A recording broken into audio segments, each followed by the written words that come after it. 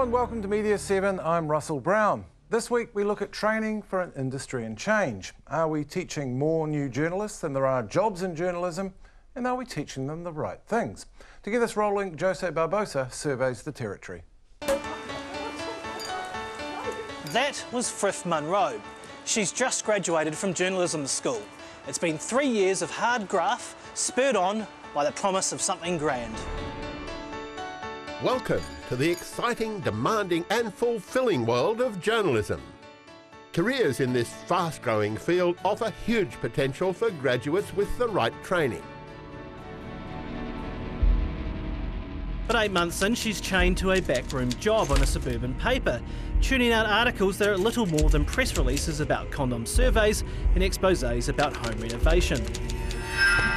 The hours are long and the pay's third world. Eventually it comes to a head, and she switches to a career in PR. And for a while, that's great.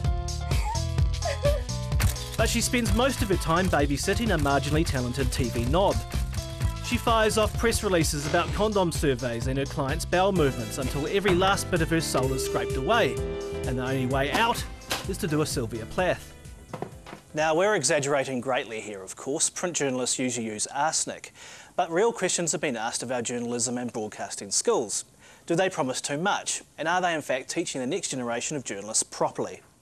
Here's what was said last time we looked at this issue on the show.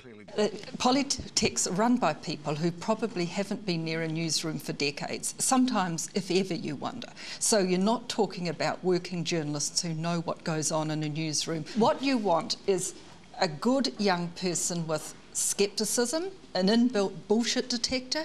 You want an educated person, you want somebody who's dedicated, persistent, courageous, all those things, and you're not going to get that at AUT or any of the polytechs.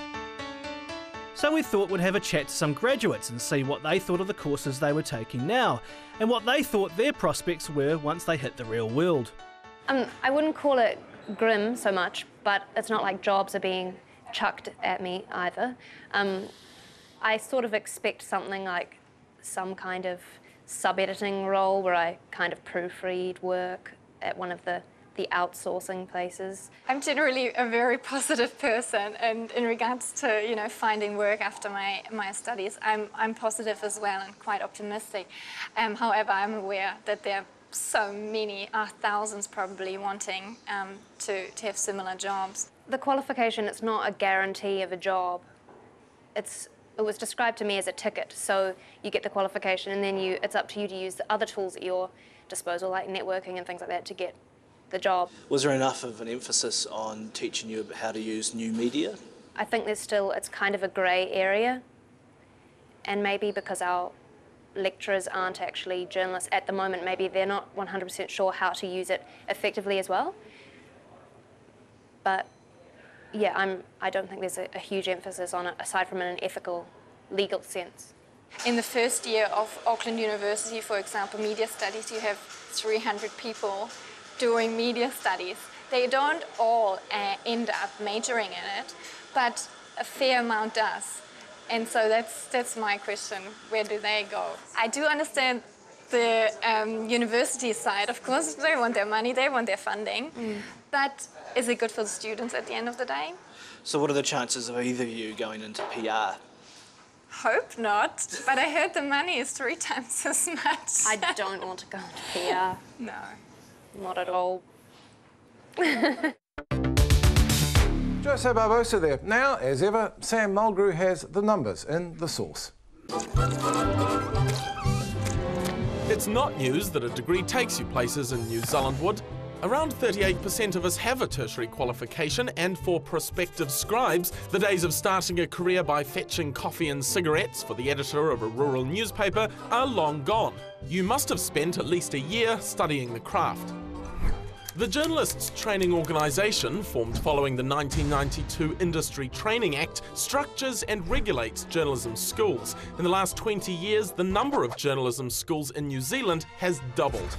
There are now 7 polytechnics at Hamilton, Rotorua, New Plymouth, Wellington, Christchurch and Invercargill, and 3 universities in the main centres. They also provide postgrad courses. The JTO sets unit standards on news writing, court reporting, ethics and more for the polytechs to teach, but university courses have greater freedom to choose what goes into their curriculum. 93% of journalism students pass their course, but just half of those, or about 140 graduates per year, will have luck finding a job. The latest figures show just under 4,300 people work in New Zealand journalism.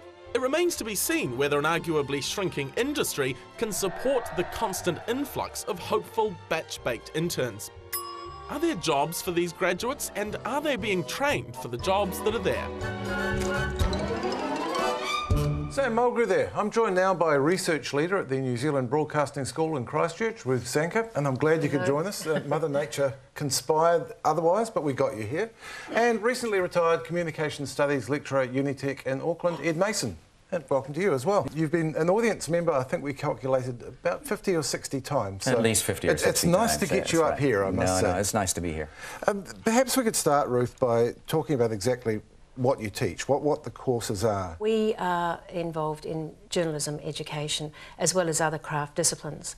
And we... What's the difference between journalism education and journalism training? About to go... Oh, well, I would say that journalism training is the lower level. Well, it is the routines, the skills, the storytelling, the learning the rounds and working through to being able to perform within a newsroom to a more senior journalist. And they're into a newsroom from day one, and on week 10 they're running a news station, running a radio newsroom, which, when it runs, is the biggest radio newsroom in the country, under the tutelage of Joss Starling and her invited guests, who are top people in their fields, whether it be in terms of court reporting or other specialised aspects. So what's the other side? That's the craft side. What's the other side? Well, we're looking at some of the bigger picture questions, I suppose you could say. We're really looking at those large questions about power. Who has the power to tell stories? Who doesn't have the power? Who is, how our society is structured around power principles, and how journalists have a very particular role within creating democratic debates around issues of note. But those large questions around power are also morphing into the changing workplace they're going to go into. And technology is very much part of that, and social media. And so that's where you come in, Russell, every year. Yes, and they're bright kids and I enjoy coming down. Ed, you were Communication Studies at Unitec. Some people go on from your course to become journalists, but it's not strictly a journalism training course. That's right, it's not strictly a journalism training course. I've been teaching a paper called News Writing for the Media at level 6, which is a second-year university level, so there's an appropriate amount of theory, discussions of aspects of power and so on, and what journalism is for. But essentially that paper was to teach some of the basic skills of journalism so that people would know how to work with journalists. But some of them broke the mold and went and got jobs as journalists anyway. Now, I imagine if we had Jenny McManus, who we saw earlier on the show today, she would be snorting derisively and be saying that we don't need kids being taught how to question capitalism. We need people who know how to go out and get stories. Well, she was talking a lot about what she wanted. There's a lot of other people involved in journalism, including who journalism is for. And journalism is for the citizen. Journalism is for the general reading, viewing public. And it's about time that more people got back to thinking that way, because essentially journalism has been, to a certain extent at least, I guess, hijacked by managers, accountants and advertisers. So you're not doing journalism for your boss, you're doing it for the people? Well, I think you should be doing it for your boss, because your boss is going to pay your bills. Yeah. But the bosses need to start thinking as well about what it's for and what kind of impact it has. I have to say, and this came up in Jose's track as well, it's all very well talking about having a boss, but to have a boss you've got to have a job. Only half the people graduating these courses actually go on to get jobs in the near term. Is that not a concern? Because it seems it's a shrinking sector. Well, in our case, we're very fortunate. We have very tight relationships with our broadcast media, so all our journalists get into an internship as part of the degree. And last year, I think there were 19 students. One student decided to go to Europe and all the rest were placed. But I would say that we're in an extraordinary period of history. I think Henry Jenkins describes it brilliantly when he says that there's the top-down forces of corporate media, and that's not just broadcast anymore, that's cell phone owners and anybody who wants to get into the business of distributing information. And they're trying to find a market case, they're trying to find a business proposal that will work at the same time that audiences are becoming interactive, becoming prosumers, they want to have their say, and citizen journalists are starting to get out there, and they're white-anting into the business case for the big media.